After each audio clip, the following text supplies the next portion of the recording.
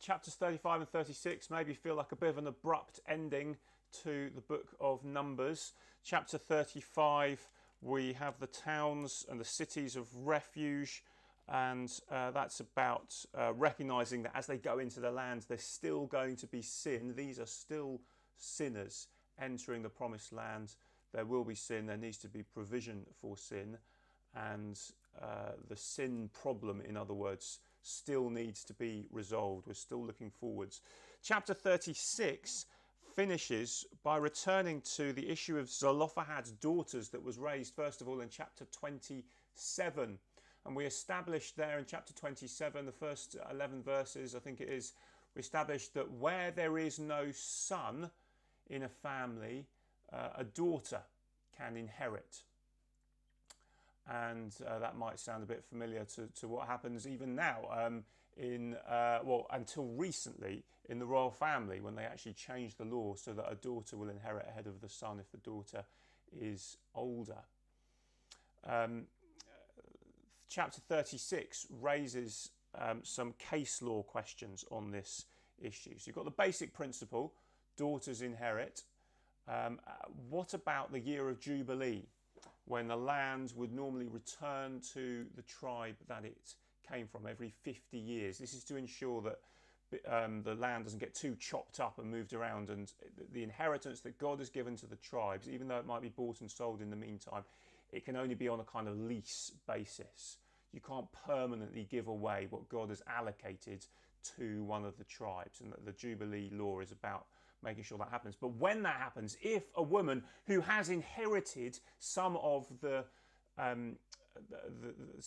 land for herself from her father's family, she has married, will that land then go into her husband's tribe instead of her own one? That's the basic question in chapter 36. And the answer that's given is, okay, good point. Women therefore need to marry within their own tribe because what happens to the land matters.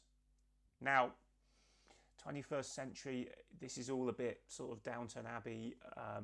Think of Lady Mary, if you're familiar with this. She fortuitously marries for love within the family and saves a lot of bother over the fact that there's 3 daughters or however many it is, and they can't,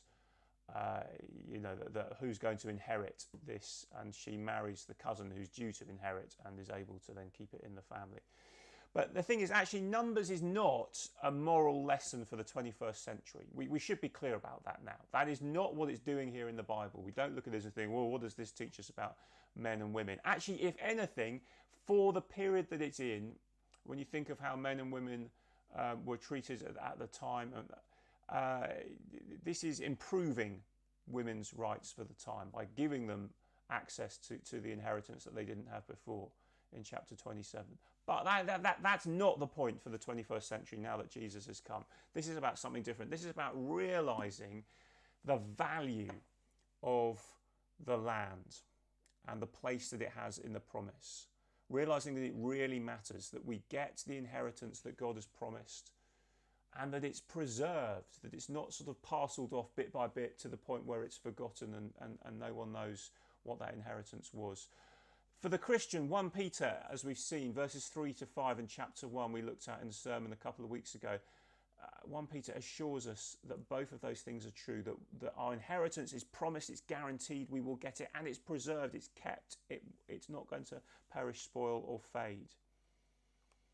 And the picture of with Zelophehad's daughters that we get is a picture of faith.